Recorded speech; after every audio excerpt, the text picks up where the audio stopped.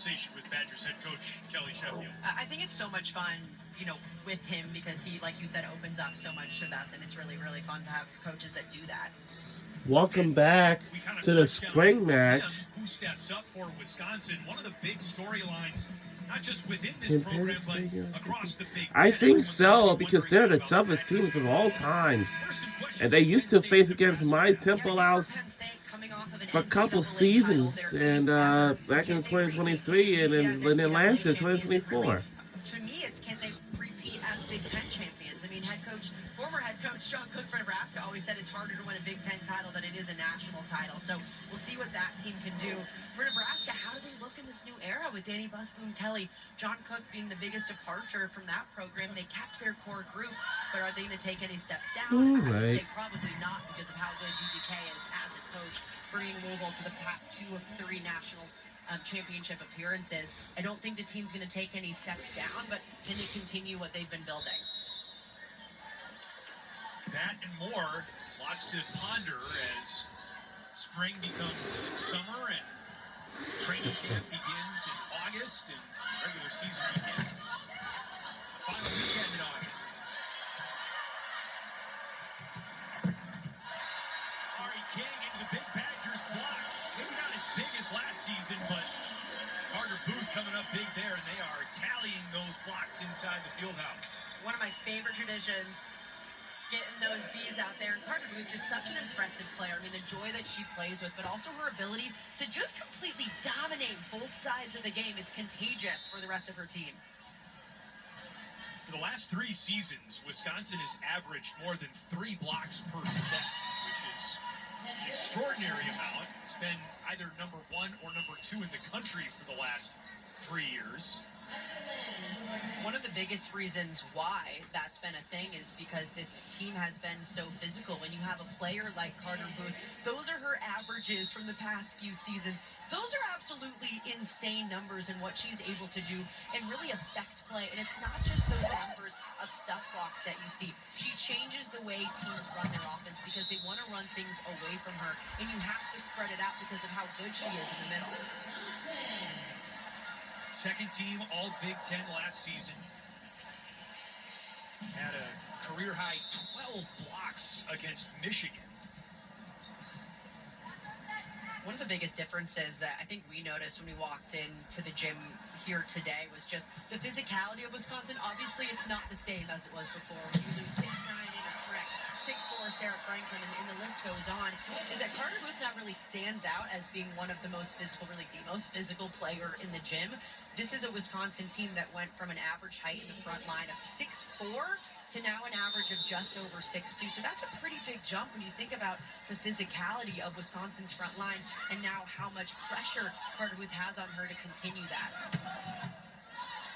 You mentioned this also, Emily, but Carter Booth, the only Wisconsin Badger who was on the roster 365 days ago, 1 spring season ago. So she takes on a valuable off-court role as the player that has a great deal of responsibility for passing on the traditions, the legacies of this program to the younger players. If you're wondering, those are people saying Booth, not booing her. Everyone in this room absolutely adores her. And talking to her earlier today, she really feels like she's accepting that leadership role a lot more and actually has a bigger sense of urgency because it's her final season of college ball. And she wants to get back to a Final Four and wants to do stuff that this program is absolutely known for. Well, credit Marquette. They have quietly gone on a mini run here to make this second set as competitive as it's been. There's an ace from freshman Mari King, who set the state of Florida career kills record as a high school player. And just an impressive serve going right through the seams. So smart, because when you have players that haven't played together, you want to target those seams as much as possible. King had 1 kill shy of 2,300 in her high school career, and the Badgers snuff out that 4-0 run for Marquette.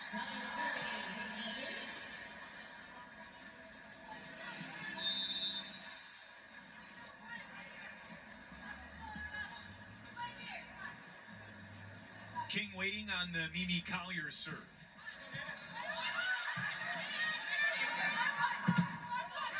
Ah. And Ring has taken on an emotional role in this second set for Marquette. Some emphatic celebrating after these hard-earned points. I think for a player like Natalie Ring, I'm really excited to see what she does this season because Tom Mendoza is using her in a different role this year. They're getting used to her playing 6 rotations for really the first time in her career, in her 4th season here at Marquette, which is a big responsibility to take on, now playing those 3 rotations back row as well. 6-1 run for Marquette. It is 18-16 here in the second.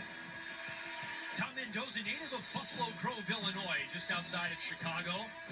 Coming to Milwaukee after a great stint at South Carolina.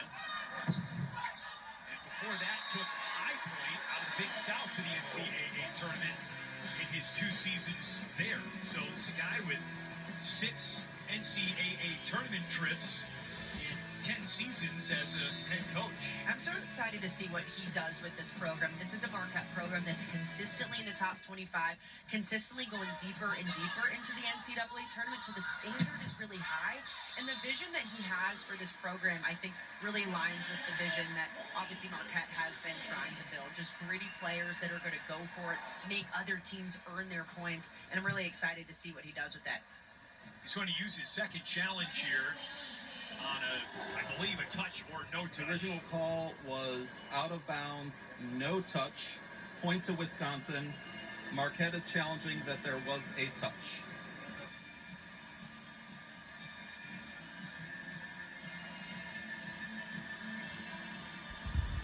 Based on that angle, it looks like it might be over the block. I'm not seeing anything definitive that shows a finger bent backward.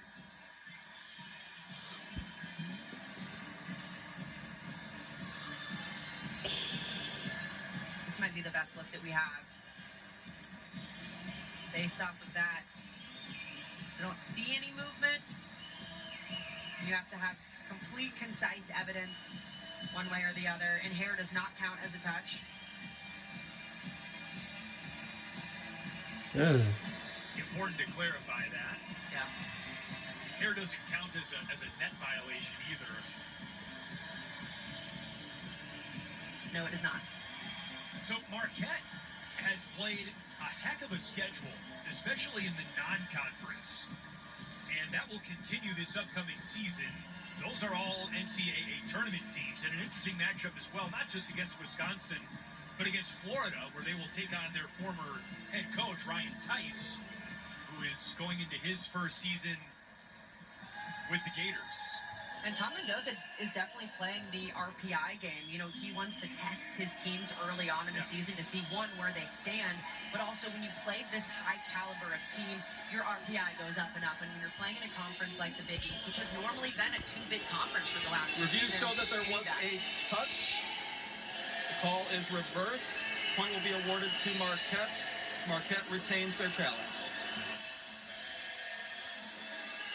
Tom Mendoza was asking us for if we thought it was thumbs up or thumbs down. I gave him a thumbs down, and I was wrong. So, Emily, you're handling all of the challenge predictions from now on. Yeah, I got nothing. I'm batting, what, 500 now? Well, no, I We're mean, going dipping. yeah, I was going to say you were still at 1,000. I didn't see a touch.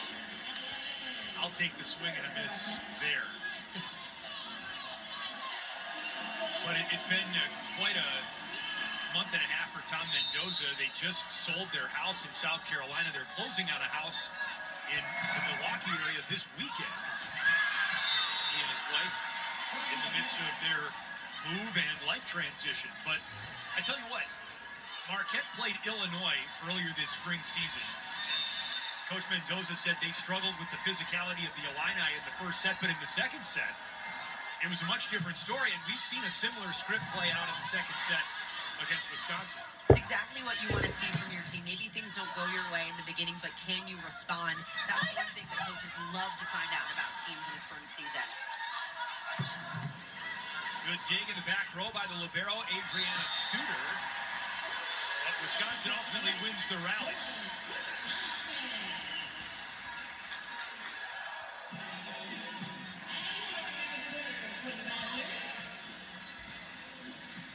Addie Horner back to serve for Wisconsin. one of the Badgers' early enrollees out of St. Francis College Prep in Wheaton, Illinois. Pretty good serve. Ring misses out of bounds. Marquette kind of looking for a touch, but not as much conviction as on their play that they ultimately challenged. Point Wisconsin. And this is a perfect example of Wisconsin just bringing firepower from the end line. A player that's an early enrollee coming in that is bombing serves from the end line. You know, Marquette is going to take a timeout. They do have one challenge left. Does not appear they are going to use that. Tomorrow, we've got a huge men's volleyball showdown on Big Ten Wow. Network. USC, UCLA. UCLA and versus USC men's volleyball tomorrow at 10:30 p.m. Coverage begins at 10:30 on the Eastern Big Ten Standard Network and the Pacific Fox on the Sports Big Ten app. Network and the Fox Sports app. You like a little late night volleyball? I'm actually so excited for that. Wow, matchup. it's gonna be a always big better when it's rivalry LA. spring match tomorrow for the men's volleyball. Don't miss it. It'll be right here. We had Badgers head coach Kelly Sheffield on earlier in the second set. He was nice enough to pop on a headset. And we've got kind of the best of some of his reactions while he was on the broadcast with us. We'll be right back. I really liked No. his midpoint. Actually, no. commentary where he would We are say- staying here. interrupt his answer to say things like "nice transition," or sometimes it was just a grunt, like "we lost that point." I think it's always so cool to go into a coach's mind and really see what they're focused on during these matches, because it's also not something that we get to do very often on the volleyball court. You know, see it in baseball because they're just standing around there for half the time, but so cool to kind of see the inner workings of his brain during those few points we got him for. So you are a baseball fan, or Yeah. I need movement, Chris. You gotta keep me interested. plenty of movement on that serve by Warner, but Marquette wins the point, continuing to make this interesting here in set number 2.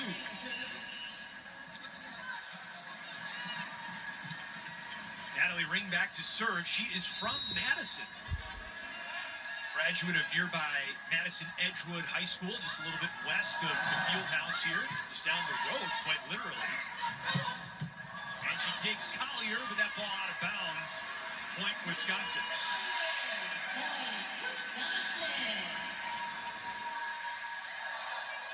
There's a valuable member of the Wisconsin coaching staff and a former Badger great, Lauren Carlini, Olympic silver medalist, All-American. And we're going to have Lauren join us in the third set. Coach Carlini stopping by the broadcast in set number 3.